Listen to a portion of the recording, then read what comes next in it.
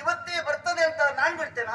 ನನಗೂ ಸ್ವಾಭಿಮಾನ ಉಂಟು. ಸ್ವಾಭಿಮಾನ ಇರ್ತದೆ. ನನ್ನನ್ನು ಕೆರಳಿಸಿಕೊಂಡು ಈಗ ಮತ್ತೆ ನನ್ನ ಎದುರು ಮಾತಾಡ್ತೀಯೇ? ಏನ್ ಕೆರಳಿಸ್ಲಿಕ್ಕೆ ಶಿವನ ನೀನು ಅಥವಾ ಹೆಡೆ ಮಟ್ಲಿಕ್ಕೆ ಹಾವ ನೀನು?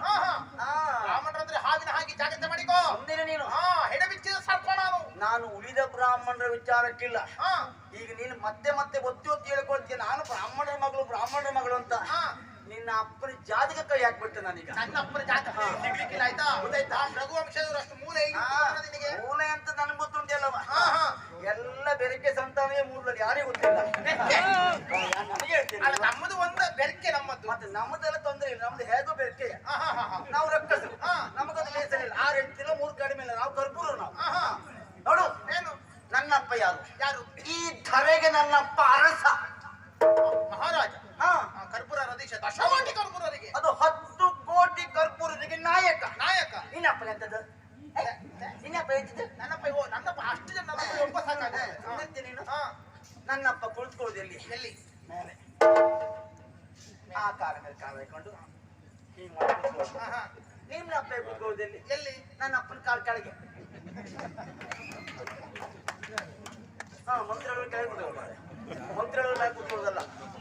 ಏನ್ ತಲೆ ಹಾಳಾದವಳೆ? ಮೇಲಿರು ದೇವರು, ಕೆಳಗಿರುವುದು ಅರ್ಚಕ. ದೇವರು, ನಿನ್ನಪ್ಪ ಭಟ್ಟ. ಅಷ್ಟೇಳುದಲ್ಲ, ಕೇಳು. ನಿನ್ನಪ್ಪಯ್ಯ ಎತ್ತರದಲ್ಲಿ ಕೂತ್ಕೊಳ್ತಾನೆ, ಹೌದು. ನನ್ನಪ್ಪಯ್ಯ ಕೆಳಗೆ ಕೂತ್ಕೊಳ್ತಾನೆ. ಹೌದು. ಮಂಗ ಮರದ ಮೇಲೆ ಕೂತ್ಕೊಳ್ತದೆ, ಮನುಷ್ಯರೆಲ್ಲ ಕೆಳಗೆ ಕೂತ್ಕೊಳ್ತಾರೆ. ಮನುಷ್ಯರಿಗಿಂತ ಮಂಗ ದೊಡ್ಡದೇನೆ.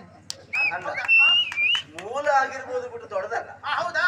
ಹಾಗಾದ್ರೆ ನನ್ನಪ್ಪಯ್ಯ ಅಷ್ಟು ಹೆಗ್ಗಳಿಕೆಯನ್ನು ಹೊಂದಿದವ, ಕೆಳಗೆ ಕೂತ್ಕೊಂಡಿರ್ಬಹುದು. ಸಿಂಹಾಸನ ಮರದ್ದೇ ಆದ್ರು ಅದಕ್ಕೆ ಸಿಂಹಾಸನವೇ. ಅದು ಸಿಂಹಾಸನವೇ. ಹಾಗಾಗಿ ಪೀಠ ಯಾವುದೇ ಆದ್ರಿ ದೇವರೇ ಅಲ್ವಾ? ಹೌದು.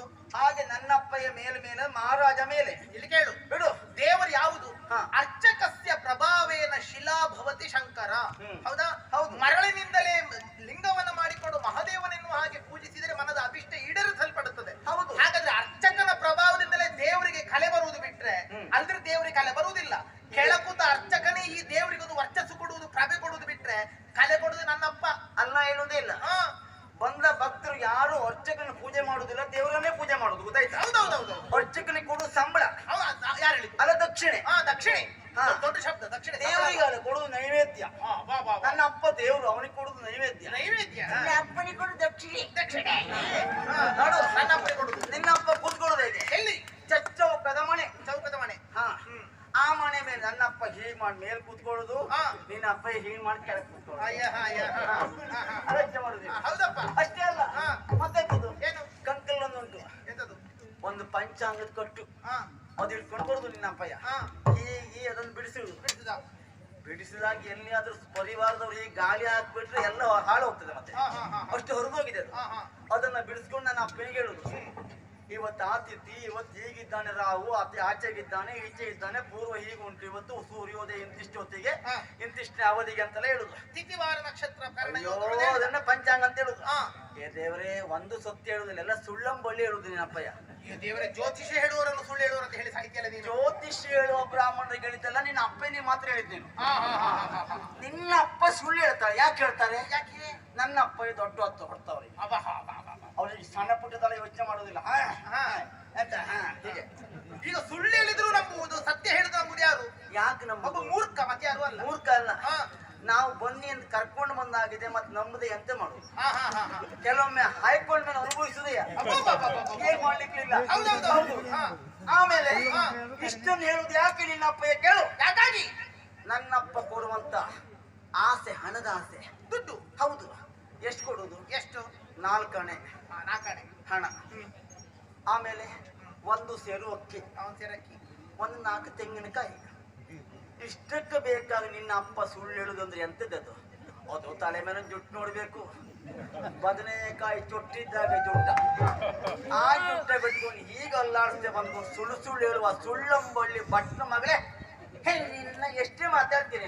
ಎಷ್ಟು ಸುಳ್ಳು ಹೇಳ್ತಾಳೆ ಇವಳು. ಇವಳು ಅಪ್ಪಯ್ಯ ಕೊಡುವಂತ 4 ಆಣೆ ದುಡ್ಡು, 1 2 ತೆಂಗಿನಕಾಯಿ, 1 2 ಸಿದ್ದೆ ಅಕ್ಕಿಲಿ ನಾವು ಬದುಕುವವರಂತೆ. ಯಾರಾದ್ರೂ ನನ್ನ ನೋಡಿದವರು ಹೇಳ್ಬೇಕು, ಇದು 2 ಸಿದ್ದೆ ಅಕ್ಕಿ ತಿಂದು ಬೆಳೆದ ದೇಹವ ಇದು. ನನಗೊಮ್ಮೆ ಊಟ ಕೂತು ಹೇಳ್ಬೇಕಾದ್ರೆ ನನಗೊಂದು 2 ಸೇರು ಅಕ್ಕಿ ಚರು ಅದ್ರ ಬೇಕು, ಪ್ರಶ್ನೆ ಬೇರೆ. ಹೌದಾ? ಈಗ ಮನೆಗೆ ಬಂದ ಪುರೋಹಿತ ಪೂಜೆ ಮಾಡಿದ ಬಳಿಕ ಯಜಮಾನ ಆದವ ಒಂದು ಕಡಿಮೆ 4 ಆಣೆ ಕೊಟ್ಟೆ ಕಳಿಸ್ತಾನಂತಂದ್ರೆ ಅದ್ರ ಅರ್ಥ ಎಂತದ್ದು? ಪುರೋಹಿತನಿಗೆ ಕೊಡುವ ಯಜಮಾನನಿಗೆ ದರಿದ್ರತನ ಉಂಟು ಅಂತಾಗುತ್ತದೆ. ಈಗ ನಿನ್ನಪ್ಪನಿಗೆ ದರಿದ್ರತನ ಇರುವುದೇ ಹೊರತು ನನ್ನಪ್ಪನಿಗೆ ಪಡೆಯುವ ಯೋಗ್ಯತೆ ಇಲ್ಲ ಅಂತಲ್ಲ, ಪುರೋಹಿತನಿಗೆ ಮರ್ಯಾದೆ ಇಲ್ಲ ಅಂತಲ್ಲ, ಕೊಡುವ ನಿಮಗೆ ದರಿದ್ರತನ ಉಂಟು ಅಂತ. ಅನ್ನದೇ ಅಲ್ಲ, ಅವರವರ ಯೋಗ್ಯತೆಗೆ ತಕ್ಕ ಸಂಬಳ ಗೌರವಧನ. ನಿನ್ನ ಅಪ್ಪನ ಯೋಗ್ಯತೆ ಅಷ್ಟೇ ಆದ್ರೆ ನಾಲ್ಕು ಕಣೆ ಕೊಡುವುದೇ ಬಿಟ್ಟರೆ ಮಧ್ಯಾಹ್ನದಲ್ಲ. ಅಲ್ವೇ ಅಲ್ಲ. ಈಗ ಎರಡು ಸೇರು ಅಕ್ಕಿ ಅನ್ನ ಬೇಕು ಅಂತಾದ್ರೆ ನಾವು ಕೊಡುದು ಒಂದೇ ಸೇರಾದ್ರೆ ಉಳಿದ ಮತ್ತೊಂದು ಸೇರಿಯಲ್ಲಿ ಬರ್ತದೆ. ಎಲ್ಲಿಂದ ಬರ್ತದೆ? ನೀವು ಕದ್ಕೊ ಹೋಗ್ತೀರಿ ಅಂತ ಆಯ್ತು. ಕದ್ದುಕೊಂಡು ಹೋಗುವುದಲ್ಲ, ನನ್ನಪ್ಪನ ಯೋಗ್ಯತೆ ನಿನಗೆ ಅರ್ಥ ಆಗಿದೆ ಅಂತ ಮಾತಾಡಿದ್ದು. ನಿನ್ನ ಅಪ್ಪನ ಯೋಗ್ಯತೆ ಉತ್ತಮ ಬ್ರಾಹ್ಮಣ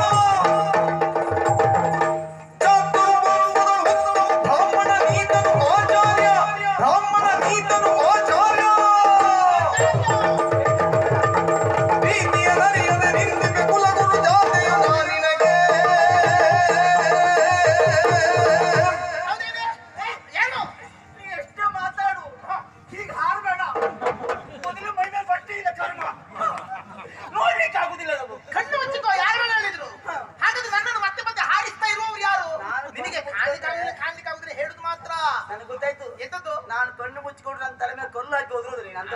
ಅಯ್ಯೋ ನೀನಾ? ಅಯ್ಯೋ ಕಣ್ಣು ಮುಚ್ಚಿದ್ರೆ ಒಳಗಿಂದ ಕಾಣಬಲ್ಲ, ಅದು ಶಬ್ದ ಹಾವಿನ ಹಾಗೆ ತರಂಗಗಳು ಬಂದ ಹಾಗೆ ಅದು ಗೊತ್ತಾಗ್ತದೆ. ಹತ್ತಿರ ಯಾರು ಬರ್ತಾರಂತ ಏನು ಹಾಗೆ ಅರಣಿಂದ್ರಿ ನಿನಗೆ ಜಾಗೃತಿ ಆಗುವಂತದ್ದು. ಹೌದೇನೆ? ಏನೇ ನನ್ನಪ್ಪನ ಯೋಗ್ಯತೆ ನೀನೇನು ಬಲ್ಲೆ?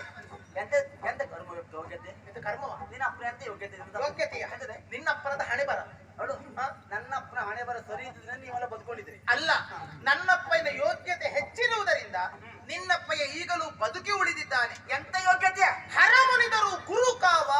ಹೌದಾ? ಮಾತುಂಟು. ನನ್ನಪ್ಪಯ್ಯ ಗುರು ಒಬ್ಬಾತ ಮೇಲೆ ದೇವಲೋಕದಲ್ಲಿ ಬೃಹಸ್ಪತಿ ಆದರೆ ಈ ಭೂಲೋಕದಲ್ಲಿ ದೈತ್ಯ ಗುರು, ಅಸುರ ಗುರು ಶುಕ್ರಾಚಾರ್ಯ ಅಂತ ಯೋಗ್ಯತೆಗೆ ಪಾತ್ರನಾದವನು ನಮ್ಮಪ್ಪನಿದ್ದಾನೆ. ಸಾಧನೆ ಎಷ್ಟು ದೊಡ್ಡದು ನನ್ನಪ್ಪನದ್ದು. ಅಂತಹ ನನ್ನಪ್ಪ ಮೃತ ಸಂಜೀವಿನಿ ವಿದ್ಯೆಯ ಮೂಲಕವಾಗಿ ನಿಮ್ಮನ್ನೆಲ್ಲ ಬದುಕಿಸಿದ್ದು ಎಷ್ಟು ಸಲ ಆಗಿರಬಹುದು. ಆದ್ರೆ ಏನು ಮಾಡೋಣ ಹೇಳು? ಏನಾಯ್ತು? ನಿಮ್ಮಂತ ಈ ದುರ್ಬುದ್ಧಿ ಉಳ್ಳಂತ ರಾಕ್ಷಸರಿಂದಲಾಗಿ ನನ್ನ ಅಪ್ಪನಲ್ಲಿದ್ದಂತ ವಿದ್ಯೆಯೂ ಹೊರಟು ಹೋಯಿತು. ಒಬ್ಬ ಒಳ್ಳೆಯ ಶಿಷ್ಯನಾಗುತ್ತಾನಂತ ಬಂದ್ರೆ ಅವನನ್ನು ಉಳಿಸಿಕೊಳ್ಳೋದಕ್ಕೆ ನೀವು ಬಿಡ್ಲಿಲ್ಲ, ಹಾಳು ಮಾಡಿ ತೆಗೆದ್ರಿ ನೀವು. ಈಗ ನೀವೆಂತ ಹೇಳುದು? ನೀವು ಕೊಡುವುದರಿಂದ ನಾವು ಬದುಕುವುದಾ? ಮತ್ತೇನು? ಅಲ್ವೇ ಅಲ್ಲ. ಏನು? ದಿನವೊಂದಕ್ಕೆ 10,000 ಮಂದಿ ಶಿಷ್ಯರಿಗೆ ಅಶನ, ವಸನ, ವಸತಿ, ವೈದ್ಯಕೀಯ ಶಿಕ್ಷಣ ಇದಿಷ್ಟು ಕೊಟ್ಟು ನಡೆಸುವ ಯೋಗ್ಯತೆ ಉಳ್ಳವನಿಗೆ ಕುಲಪತಿ ಅಂತ ಹೆಸರು. ಅಂತ ಕುಲಪತಿಯಷ್ಟು ಎತ್ತರದ ಸ್ಥಾನವನ್ನು ಹೊಂದಿದವ ನನ್ನಪ್ಪ ಶುಕ್ರಾಚಾರ್ಯ. ಏನೋ ನೋಡಿ, ಯೋಚನೆ ಮಾಡು. ಏನು? ಹಸನಾದ ನೀರಾವರಿ ಭೂಮಿಯಲ್ಲಿ ಬೆಳೆ ಬೆಳೆಯುವಂತ ರೈತ ದೊಡ್ಡ ವಿಷಯನೇ ಅಲ್ಲ. ಅವ ಯಾವ ದೊಡ್ಡ ಕೃಷಿಕನೂ ಅಲ್ಲ. ಬೆಳೆಯಬೇಕು ಅಂತಿಲ್ಲ, ಹಾಗೆ ಬೆಳೀತದೆ. ಬೀಜ ಬಿಸಾಡಿದ್ರು ಬೆಳೆಯುತ್ತದೆ. ಆದರೆ ಕಲ್ಲಿನಂತಹ ಒರಟು ಭೂಮಿಯಲ್ಲೂ ಉಳುಮೆ ಮಾಡಿ ಬೆಳೆ ಬೆಳೆಯುತ್ತಾನಂತ ಆದ್ರೆ ಅವ ನಿಜವಾದಂತ ಒಳ್ಳೆ ಕೃಷಿಕ. ಒಳ್ಳೆಯ ಮಕ್ಕಳಿಗೆ ಪಾಠ ಮಾಡುವುದು ಯಾವ ದೊಡ್ಡ ವಿಷಯವೂ ಅಲ್ಲ. ದೇವತೆಗಳಿಗೆ ಗುರು ಅವರು ಮೊದಲೇ ಸುಮನಸರು, ಒಳ್ಳೆ ಮಕ್ಕಳು, ಒಳ್ಳೆ ಹುಡುಗರು, ಅವರಿಗೆ ಪಾಠ ಮಾಡುವ ವಿಷಯ ಅಲ್ಲ. ಈ ದಡ್ಡರಾದ ಮೂರ್ಖರಾದಂತಹ ಹುಡುಗರಿಗೂ ಪಾಠ ಮಾಡಿ ಅವರನ್ನು ಉತ್ತೀರ್ಣಗೊಳಿಸುತ್ತಾನಂತಾದ್ರೆ ಅವ ನಿಜವಾದಂತ ಶಿಕ್ಷಕ. ಅಂತ ಗುರುವೇ ನನ್ನಪ್ಪ. ಗೊತ್ತಾ ನಿನಗೆ? ಸುಮ್ಮನೆ ಏನೋ ನಿನ್ನ ಅಪ್ಪ ಇಷ್ಟು ದಿವಸ ನಮ್ಮನ್ನು ಮಂಗ ಮಾಡಾಯ್ತು. ಎಂತ ಮಂಗ ಮಾಡಿ? ನೀನು ಮಂಗ ಮಾಡುದಾ? ಎಂತ ಮಾಡುದು? ನಿಜವಾಗಿ ಬುದ್ಧಿವಂತ ವಿದ್ಯಾರ್ಥಿಗಳಿಗೆ ಪಾಠ ಮಾಡೋದು ತುಂಬಾ ಕಷ್ಟ. ಅಲ್ಲಿ ಪ್ರಶ್ನೋತ್ತರ ಇರ್ತದೆ. ದಡ್ಡರಿಗೆ ಅವ್ರಿಗೆ ಏನ್ ಹೇಳಿದ್ರು ಒಪ್ಕೊಳ್ತಾರೆ ಅವರು. ಹಾಗಾಗಿ ನಾವು ದಡ್ಡರಾದ್ರಿಂದ ನಿನ್ನಪ್ಪಯ್ಯ ಬದುಕಬೇಕೆಂಬ ಕಾರಣಕ್ಕೆ ನಮ್ಮನ್ನು ಆಯ್ಕೆ ಮಾಡಿಕೊಂಡಿದೆ ಬಿಟ್ರೆ ಮತ್ಯಾ ಕಾರಣಕ್ಕೂ ಅಲ್ಲವೇ ಅಲ್ಲ. ಯೋಚನೆ ಮಾಡು. ದಡ್ಡರಿಗೆ ಸುಲಭ. ಹಾವು ಹಾರ್ತದೇನಾ? ಅವ ಪಾಪ ಹೌದು ಬರುಗಳೇ, ಹಾವು ಹಾರ್ತದೆ ಅಂತ ಹೇಳ್ತಾನೆ.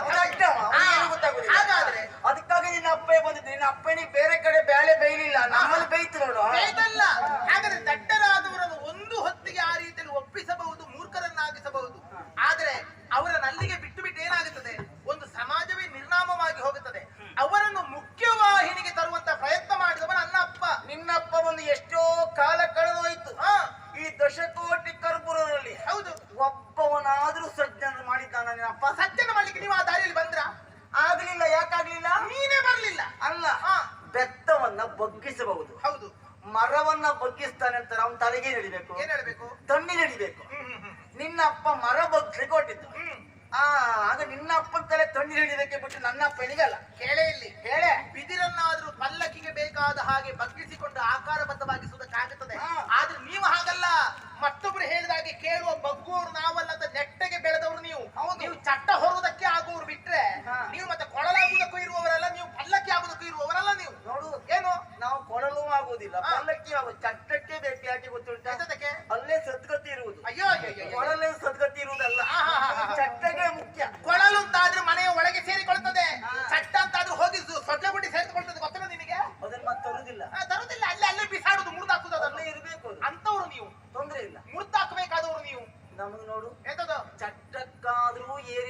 ಸಾರ್ಥಕತೆ ಪಡಿತೇ ಬಿಟ್ರೆ ಅಬ್ಬಬ್ಬಬ್ಬ. ಕೊಳಲಾಗಿ 10,000 ಜನರ ಕೈಯಲ್ಲಿ 10,000 ಜನರ ಎಂಜಿ ನಾವು ತುತ್ತಾಗುದಿಲ್ಲ. ನೋಡಗ ಯಾವುದು ನಾವು ಕೊಳಲು ಅವ್ನು ಎಂತ ತಿನ್ಸಾಯ್ತಾನೆ ನಾವು ಆ ಕೊಳಲಿಗೆ ಅಯ್ಯೋ ಹೊರಡಿಸುವ ನಾದಕ್ಕೆಷ್ಟು ಮಾಧುರ್ಯತೆ, ಅದಕ್ಕೆಷ್ಟು ಬೆಲೆ, ಅದೆಷ್ಟು ಕಲಾತ್ಮಕವಾದುದು. ನಿಮಗೆ ಅದು ಲಕ್ಷ ಅಲ್ವೇ? ನಿಮಗೆ ಎಂದೆಲ್ಲ ಸಿಕ್ಕುದೇ ನಿಮಗೆ ಲಕ್ಷ ಆಗುದು. ಇದು ಹಾಗೆ ಹೆಣ ಸುಡುವ ಕಾರ್ಯ ಎಷ್ಟು ಕೈವಲ್ಯವಾಗಿದ್ದು, ಎಷ್ಟು ಪುಣ್ಯಕಾರಿ, ಅದು ನಿಮ್ಮ ಲಕ್ಷ್ಯ ಅಲ್ಲ, ವಿಷಾಣದ ಲಕ್ಷ್ಯ. ಹೌದು. ನೋಡು, ಏನು? ನಾವು ಎಷ್ಟೇ ಎತ್ತರ ಹಾರಾಡ್ಲಿ, ನಮ್ಮ ವೃತ್ತಿ, ನಮ್ಮ ಜಾತಿ ಹೊಳಪು ಜಾತಿ. ಹೌದಾ? ನಾವು ಹುಡುಕುದು ಹೊಳಕನ್ನೇ. ಅದೇಳಿ. ಆದ್ರೆ ನೀವು ಆಗಲ್ಲ, ನಾವಾಗಲ್ಲ. ನೀನು ಬ್ರಾಹ್ಮಣ. ಹೌದು, ನೀನು ಒಳ್ಳೇದನ್ನ ನೋಡ್ಬೇಕು. ಒಳ್ಳೇದಿ. ನೀನೇ ಹಳಸಿದ್ದನ್ನ ನೋಡ್ತೀಯ ಮಾರಾಯ್ತಿ. ನಾವು ನೋಡಿದ್ರೆ ತಪ್ಪೇ. ಎಲ್ಲಿ ಹಳಸದಲ್ಲಿ ನೋಡಿಕೊಂಡ ನಾನು? ಮತ್ ನಮ್ಮೊಟ್ಟಿಗೆ ಇದ್ದು ಹಳಸಿದ್ದೆ ನೋಡುದು ನೀನು. ನಿಮ್ಮೊಟ್ಟಿಗೆ ನೋಡಿಕೊಂಡ? ಹೌದು. ನಿಮ್ಮನ್ನು ಒಳ್ಳೆಯದಾಗುವುದಕ್ಕೋಸ್ಕರವಾಗಿ ಬಯಸಿದ್ದೆ ನಾನು. ನನ್ನ ಅಪ್ಪನಿಗೆ ಪರಿಪರಿಯಾಗಿ ನಿಂದಿಸುತ್ತಿರುವೆ, ನನ್ನನ್ನು ಜಡಿಯುತ್ತಿರುವೆ. ನಾ ಗುರುಪುತ್ರಿ ಎನ್ನುವುದನ್ನು ನೆನಪಿಟ್ಟುಕೋ. ಗುರುಗಳನ್ನು ಪೂಜಿಸುವಂತ ಯಾರಾದ್ರೂ ಬ್ರಾಹ್ಮಣರಿದ್ರು ಹೋಗಿ ಕೇಳೆ. ಗೊತ್ತಾಯ್ತಾ ನಿನಗೆ? ನನ್ನ ಗುರುದವ್ರು ಕೇಳಬೇಕಾದಿಲ್ಲ. ನಾನು ಹೇಳುದು ನಿನಗೆ, ನಿನಗೆ ಕೇಳ್ಕೊ. ಗುರುವಿಲ್ಲದಿದ್ದಂತ ಹೊತ್ತಿನಲ್ಲಿ ಗುರುವಿನ ಪಾದುಕೆ ಪೂಜೆ ಮಾಡ್ತಾರೆ. ಹೌದು. ಅಲ್ಲದಿದ್ರೆ ಗುರುವಿನ ಪೀಠ ಪೂಜೆ ಮಾಡ್ತಾರೆ. ಹೌದು. ನಾನು ಹಾಗಲ್ಲ, ಸಾಕ್ಷಾತ್ ಗುರುಪುತ್ರಿ ಇದ್ದೇನೆ. ನನ್ನ ಕಾಲಿಗೆ ಬಿದ್ದು ನಮಸ್ಕಾರ ಮಾಡುವುದನ್ನು ಬಿಟ್ಟು ನನಗೆ ಬೈತೇನೆ. ನನಗೆ ನೀನು ನನಗೆ ಜೋರ್ ಮಾಡ್ತೇನೆ. ನೀನು ನಿನ್ನ ಕಾಲಿಗೆ ನನ್ನ ನಮಸ್ಕಾರ ಕಾಲಿಗೆ ಮಾಡ್ಬೇಕು ನೀನು. ಅವಕಾಶ ಸಿಕ್ಕ ನಿನ್ನ ಕಾಲು ಹಿಡಿದು ಎಳೆದು ಬಳಿತೇನೆ ಬಿಟ್ರೆ ನಮಸ್ಕಾರ ಮಾಡೋದಿಲ್ಲ. ಗೊತ್ತಾಯ್ತಾ? ಅಂತ ದುರ್ಬುದ್ಧಿ ಇರೋದು ನಿನಗೆ. ಬುದ್ಧಿ ಅಲ್ಲ, ಏನು 4 ಗುಣಗಳಲ್ಲಿ ಉತ್ತಮನ ನೀನು. ನಾವೇ ಉತ್ತಮರು. ಕವಿತು ಬುದ್ಧಿ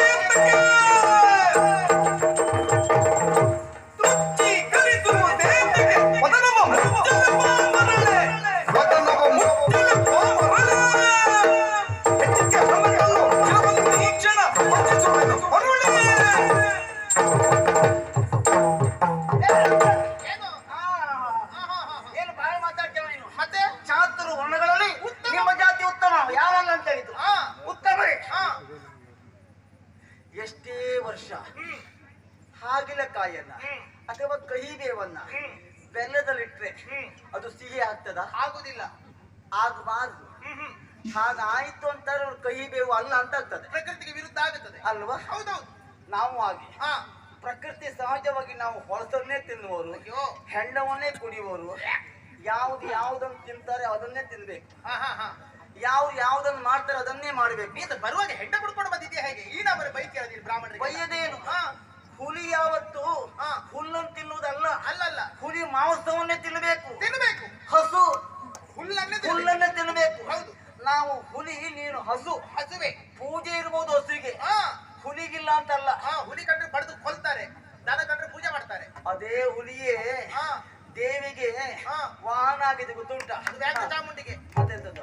ಹಾಗಾಗಿ ಹೇಳುದು, ಎಲ್ಲದಕ್ಕೂ ಅಲ್ಲಲ್ಲಿ ಆದ ಸ್ಥಾನಮಾನ ಉಂಟೇ ಉಂಟು. ಯಾರನ್ನು ತಿರಸ್ಕಾರ ಮಾಡುವಂತಿಲ್ಲ. ನನ್ನಪ್ಪ ಎಷ್ಟೇ ನೀಚನಾಗಿರ್ಲಿ ಅವನಿಗೆ ಸ್ಥಾನಮಾನ ಉಂಟು. ನಿನ್ನಪ್ಪನಿಗೆ ಹಾಗಲ್ಲ. ಯಾವ ಬ್ರಾಹ್ಮಣರು ನಿನ್ನಪ್ಪ ಬ್ರಾಹ್ಮಣ ಆದ್ರೆ ಮನೆಗೆ ಬಾ ಅಂತ ಕರೀಲಿಲ್ಲ. ಯಾಕೆ ಕರೀಲಿಲ್ಲ? ಯಾಕೆ ಕರೆಯುವುದಿಲ್ಲ? ಜಾತಿಯಲ್ಲಿ ತೆಗೆದಾಕದ ನಿನ್ನಪ್ಪ. ಅಯ್ಯೋ ದೇವ್ರೆ, ರಘುವಂಶಜರಿಗೆ ಹಾಗೆ ಹೇಳ್ತೇನೆ ನೀನು. ನೋಡು, ಏನು ವಂಶ ದೊಡ್ಡದಾಗಿರ್ಬೋದು, ಇಂಥ ವಂಶದವ ಎಂಬ ಕಾರಣಕ್ಕೆ ನಾನು ಬೆಲೆ ಕೊಡುವುದಿಲ್ಲ. ಅವನ ಯೋಗ್ಯತೆ ನೋಡಿ ಬೆಲೆ ಕೊಡುದು. ಅವನ ಇಂಥ ಮಗ ಎಂಬ ಕಾರಣಕ್ಕೆ ಬೆಲೆ ಅಲ್ಲ ನನ್ನದಲ್ಲವ. ಗೊತ್ತಾಯ್ತಾ? ನಮ್ಮಪ್ಪನ ಯೋಗ್ಯತೆ ನೀನೇನು ಬಲ್ಲೆ ನೀನು? ಏನು ನಿನ್ನಪ್ಪನ ಯೋಗ್ಯತೆ ದೊಡ್ಡದೇ ಆಗಿದ್ರೆ ಅವ ಬೇರೆ ಕಡೆಗೆ ಇರ್ಬೇಕಿತ್ತು. ಒಬ್ಬ ಜಾತಿಯ ಬ್ರಾಹ್ಮಣ ಹೋಗಿ ಹೋಗಿ ಹೋಗಿ ನೀಚರ ಮನೆಯಲ್ಲಿ ಪಂಚಾಂಗ ಬಿಡಿಸ್ತಾನೆ ಅಂತಾದ್ರೆ ಅದು ಬ್ರಾಹ್ಮಣರ ತಪ್ಪು ಅಲ್ಲ. ನನಗೆ ಗೊತ್ತುಂಟು ಶಾಸ್ತ್ರ. ಅಲ್ಲ, ನಮ್ಮದು ಹೊಸ ಅಂತಹ ಒಂದು ಹೊಸ ಕ್ರಾಂತಿ. ನಮ್ಮದು ಕ್ರಾಂತಿ ದಲಿತೋದ್ಧಾರವೇ ನಮ್ಮ ಕ್ರಾಂತಿ. ಮತ್ತೆ ನಿಮಗೆ ಯಾವ್ದು ಅಶುದ್ಧವೋ ಅದು ಕ್ರಾಂತಿ, ಯಾವ್ದು ನೀತಿ ಅಲ್ವೋ ಅದು ನೀತಿ. ನಿಮಗೆ ಶುದ್ಧ ನೀತಿ ಯಾವತ್ತು ವಿರುದ್ಧವೇ ಉಂಟು ಪ್ರಪಂಚದಲ್ಲಿ. ಅದನ್ನ ಸಾಧಿಸಿದ್ದೇವೆ ನಾವು. ನಿನಗೆ ಬೇಕಾದಾಗ ನಿನ್ನ ಅಪ್ಪ ನೀತಿ ಹೇಳ್ತೀಯ, ನಿನಗೆ ಬೇಡದೇ ಇದ್ದಾಗ ಮನು ನೀತಿ ಹೇಳ್ತೀಯ. ನೀನು ಮನುಷ್ಯಾಸ್ತ್ರವನ್ನ ಏನ್ ನಮಗೇನು ಗೊತ್ತಿಲ್ಲ ಮಾಡ್ಕೊಂಡ್ಯಾ? ಏನು ಗೊತ್ತಿಲ್ಲ. ನನ್ನಪ್ಪ ಹೇಗೆ ಇರ್ಲಿ, ಏನೇ ಆಗಿರ್ಲಿ, ನಾನು ಎಂತವಳೆ ಆಗಿರ್ಲಿ, ನೀನ್ ಎಂತವಳೆ? ಏನು ನಿನ್ನ ಅಪ್ಪ ಏನು ಸಾಮಾನ್ಯದವನ?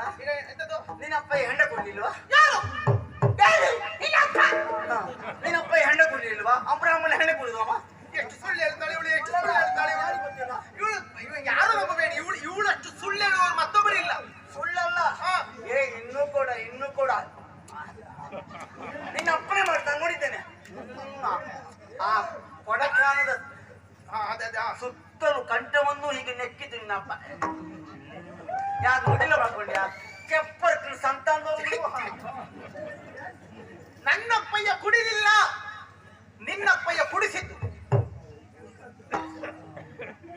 ಮತ್ತೆ ವ್ಯತ್ಯಾಸ ಉಂಟು ಅದಕ್ಕೆ. ನಿನ್ನ ಅಪ್ಪನ ಹೊಟ್ಟೆ ಹೌದಲ್ಲ, ಹೌದು ಹೊಟ್ಟೆ ಅದೇ ಹೊಟ್ಟೆಗೆ ಹೋಗಿದ್ದಲ್ಲ, ಹೋಗಿದೆ. ಮತ್ತೆಂತದ ಅದು ವ್ಯತ್ಯಾಸ ಉಂಟು. ನೋಡು, ಅವ ತಿನ್ಸಿದ್ದಾನೆ ಅಂತ ಹೇಳೋದು ಮುಖ್ಯ ಅಲ್ಲ, ನೀನ್ ತಿನ್ನೋದು ಮುಖ್ಯ. ಏನ್ ನಿನ್ನ ಅಪ್ಪನ ಮೂಗ್ ಹಿಡಿದು ಒತ್ತಿಲ್ಲ ನಾವು ಗೊತ್ತುಂಟ? ಯಾರು ಒತ್ತಿದ್ದ? ನಾವು ಒತ್ತಿಲ್ಲ, ಅಪ್ಪೇನು ಒತ್ತಿಲ್ಲ. ಆ ರೀತಿ ಮಗಳೇ ನಿಮಗೆ ತಕೊಳ್ಳಿ ಹೇಳ್ತೇವೆ. ನಿನ್ನ ಅಪ್ಪೇ ಮಾಡಿದ್ದ, ನನ್ನಪ್ಪೇ ಮಾಡಿದ, ನಿನ್ನಪ್ಪೇ ಮಾಡಿದ್ದಲ್ಲಿ ಹೇಳ್ತೇನೆ. ನಾನು ಅದೇ ಹೇಳಿದ್ದು, ತಾನಾಗಿ ಕುಡಿಯುವುದು ಬೇರೆ, ಮತ್ತೊಬ್ಬರು ಕುಡಿಸುವುದು ಬೇರೆ. ತಾನಾಗಿ ಹೋಗಿ ಬಾವಿಗೆ ಹಾರುವುದು ಬೇರೆ. ತಾನಾಗಿ ಹಾರಿದ್ರೆ ಆತ್ಮಹತ್ಯೆ, ಬಹಳ ದೊಡ್ಡ ಪಾಪ ಬರುವುದು ಹಾರಿದ ವ್ಯಕ್ತಿಗೆ.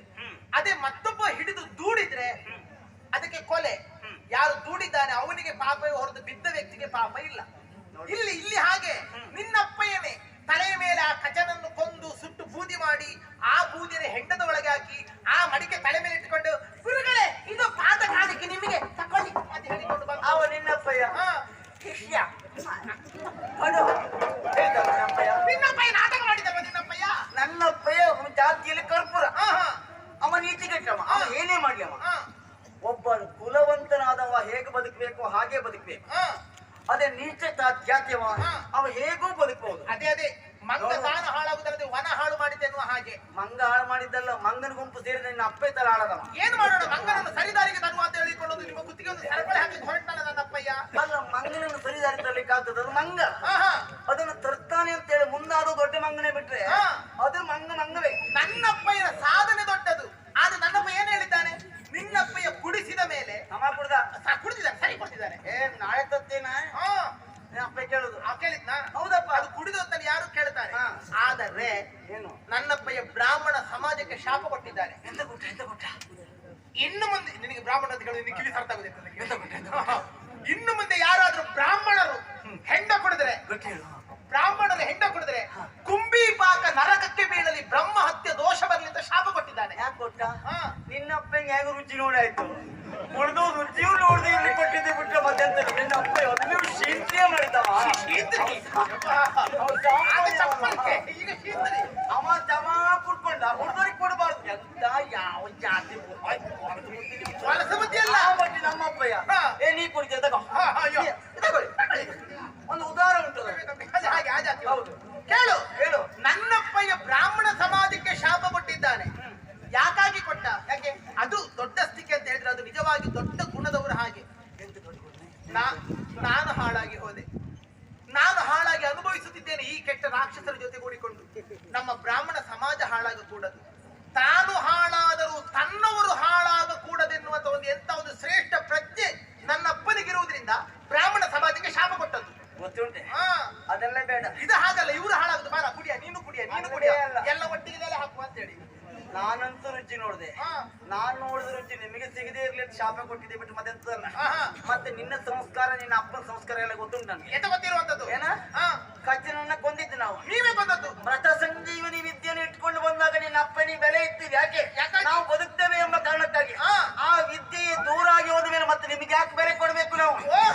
ನಿನ್ನ ತಂದೆಯ ಹೊಟ್ಟೆಯ ಒಳಗೆ ಕಚ ಇದ್ದ ಕಾಲಕ್ಕೆ ಅಪ್ಪ ನೀನ್ ಹೋದ್ರೂ ತೊಂದರೆ ಇಲ್ಲ, ಕಚ ಬೇಕು ಹೇಳುವ ಧ್ವನಿಯನ್ನು ನೀನು ಮಾತಾಡದೆ. ಹಾಗೇಳಿಲ್ಲ, ನನಗೆ ಇಬ್ಬರೂ ಬೇಕು, ತೊರೆದರಸ್ಸು ನಿಮ್ಮ ಅಗಲಿ ಜೀವಿ ಪಡಲ್ಲ ಅಂತ ಹೇಳಿ. ಹೌದು, ಇಬ್ಬರು ಬೇಕು, ಒಬ್ರು ಬರ್ಬೇಕು, ಒಬ್ರು ಹೋಗ್ಬೇಕಲ್ಲ. ಹೌದು, ಆದ್ರೆ ನನಗೆ ಕಚ ಬೇಕು. ಅಂದ್ರೆ ಅಪ್ಪನನ್ನೇ ಕೊಂದು ಮತ್ತೊಬ್ಬ ಗಂಡನ್ನು ಪಡೀಬೇಕು ಅಂತ ಯೋಚನೆ ಮಾಡುದು. ಹಾಗೆ ಯೋಚನೆ ಮಾಡಿದ್ದೇ ಇಲ್ಲ. ಅಪ್ಪ ಉಳಿಸಿಕೊಂಡೇ ನಾನು ವ್ಯವಸ್ಥೆ ಮಾಡಿಕೊಂಡಿದ್ದೇನೆ. ಏನು? ಆಮೇಲೆ ವಿದ್ಯೆ ನಿನ್ನ ಅಪ್ಪನಿಗಿಳಿದ ಹೋಯ್ತು, ಅವ್ರಿಗೆ ಹೋಯ್ತು ಬಿಡು. ಹೌದು, ಆದ್ರೊಂದು ಏನು? ನಿಜವಾಗಿ ಮೃತ ಸಂಜೀವನಿ ವಿದ್ಯೆಯನ್ನ ಕೆಡಿಸಿಕೊಂಡಿದ್ದು ನಾವಲ್ಲ, ನಿನ್ನ ದರಿದ್ರ ಬುದ್ಧಿಯಿಂದ, ನಿಮ್ಮ ದುರ್ಬುದ್ಧಿಯಿಂದಲಾಗಿದ್ದ ಹಾಳಾದದ್ದು. ಎಂತದ್ದು? ಏನೋ ಜಾಗ್ರತೆ ಮಾಡ್ಕೊ ನೀನು. ಬರೀ ಎಷ್ಟೇ ನಿನಗೆ ಸೊಕ್ಕು ಮಾಡದೇನು? ನನಗೆ ಹಿಂದೆ ಮುಂದೆ ಸರಿ ಉಂಟು. ಸೊಕ್ಕು ಮಾಡದೆ ನಿತ್ಯವೂ ಹೆಂಡವನ್ನ ಕಂಡವನ್ನ ತಿನ್ನುವಂತೆ ನನ್ನದಲ್ಲಿ ಸೊಕ್ಕು ಮಾಡ್ತೀಯ. ಹೌದು, ಎಲ್ಲಿ ಹಪ್ಪು ಬಟ್ಲು ಮಗಳೇ, ಎಷ್ಟೇ ನಿನಗೆ ಸೊಕ್ಕು. ದೇವ್ರೆ, ಇಲ್ಲಿ ಯಾರೂ ಬಟ್ಟಲಿಲ್ಲ ದೇವ್ರೆ. ಒಬ್ಬರೇ ಒಬ್ರು ಬಟ್ಟಲಿದೆ ಹೋಯ್ತಾರೆ. ಎಲ್ಲ ಇರೋದೆಲ್ಲ ರಾಕ್ಷಸರಾದ. ನೋಡು, ಎಲ್ಲ ನಿಮ್ಮವರೇ. ನಿಮ್ಮ ಜಾತಿಯಲ್ಲಿ ನಿಮಗೆ ಮನೆ ಇಲ್ಲದ ಕಾರಣಕ್ಕಾಗಿ ನಮ್ಮ ಮನೆ ಬಂದ್ಕೊಂಡು ಈಗ ನಿಂತು ಹೊರದೊಡ್ದು ಮಾಡ್ತೀರಾ. ಮಾಡಿಸ್ಬಿಟ್ಟಿಲ್ಲ ಮತ್ತೆ. ಸೀರೆ ಕೊಡ್ಲಿಲ್ಲ, ಹೋಗಲಿಲ್ಲ. ತಪ್ಪಾಯ್ತಲ್ಲ. ನಾ ಕೇಳುವುದಿಲ್ಲ. ನಾ ಕೇಳಿಬೇಕಲ್ಲ. ನೀವು ಇಷ್ಟು ನನಗೆ ಜೋರು ಮಾಡಿದ್ದು ಬೈಯುವುದು. ಮನೆಗೆ ಒಂದು ಹೊತ್ತು ಕೊಡ್ತೇನೆ. ಒಂದು ಉದಾಹರಣೆ ಕೂಡ ಅದು ಬಿಟ್ಟುಕೊಂಡು ನಮ್ಮನೆ ನೀರಾಗ್ತದೆ, ನಮ್ಮ ಮನೆ ಹಣ ಆಗ್ತದೆ, ನಮ್ಮನೆ ಅಕ್ಕಿ ಆಗ್ತದೆ, ನನ್ನ ಸೀರೆ ಆಗ್ತದೆ. ನನಗೆ ದೊರಿತ್ರಳೆ ಆಯ್ತಾ? ಕೇಳುದಿಲ್ಲ. ಆಯ್ತಲ್ಲ, ಆಯ್ತು.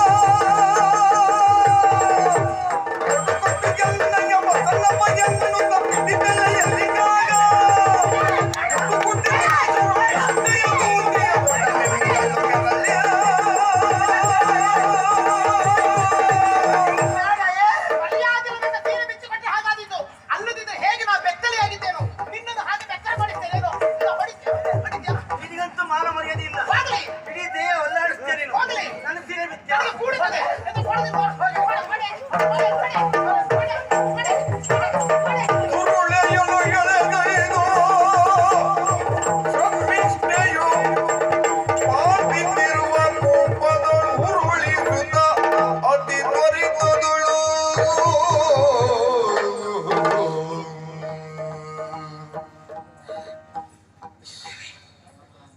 ಸಾಕಾಗಿದೆಲ್ಲ. ನೀವು ಹಾಗೆ ಯೋಚನೆ ಮಾಡಬೇಡಿ. ಅವಳು ಬಾವಿ ಬಿದ್ಲು, ನಾವೆಲ್ಲ ಒಟ್ಟಾಗಿ ಎತ್ತು ಬಾವಿಗೆ ಹಾಕ್ಬಿಟ್ಟೇವೆ ನಾವು. ದೇವ್ರೆ, ಅವಳನ್ನು ಎತ್ತಲಿಕ್ಕಾರ ಆಗ್ತದ? ಸಾಮಾನ್ಯ ಬೆಳ್ಕೊಂಡಿದ್ದಲ್ಲ. ನಮ್ಮನೆ ಅಕ್ಕಿ ತಿನ್ಲೆ ಅವಳು ಹಾಗೆ ಬೆಳೆದ್ಲು. ಇನ್ನು ನಾವು ತಿಂದು ಆಹಾರ ತಿಂದ್ಬಿಟ್ರೆ ಹೇಗೆ ಬೆಳಿತಿದ್ಲು ಅನ್ಕೊಂಡು ಆದ್ರೂ ಅಸಹ್ಯ ಉಂಟಾಯ್ತು. ಆ ಮೈಕಿ ಮುಟ್ಟಿದಂದ್ರೆ ಬೆತ್ತಲೆ ಇದ್ಲಲ್ಲ. ಈ ವಿಚಾರ ಯಾರಿಗೂ ಹೇಳಬೇಡಿ, ಸುಮ್ಮನಿರಿ ಅಷ್ಟೇ. ಪ್ರಕರಣ ನಡೆದೋಯ್ತು. ಹೇಗಾದ್ರೂ ಮಾಡಿ ಈ ಪ್ರಕರಣದಿಂದ ಅಥವಾ ಈ ಕೆಟ್ಟ ಮನಸ್ಥಿತಿಯಿಂದ ಹೊರಗೆ ಬರಬೇಕು ನಾನು. ಛೇ, ಒಂದು ಕ್ಷಣದ ವಿಷಮ ಎಷ್ಟೆಲ್ಲ ಅವಸ್ಥೆಯಾಗಿ ಹೋಯ್ತು. ಇದ್ದಾಗಿಲ್ಲ, ನಾ ಹೇಳುದಿಲ್ಲ. ನೀವು ಒಂದೊಂದು ಮಂತ್ರಿ ಆಗ್ತೀರಿ, ಇನ್ನು ಮಂದಿ ಸಚಿವ ಆಗ್ತೀರಿ.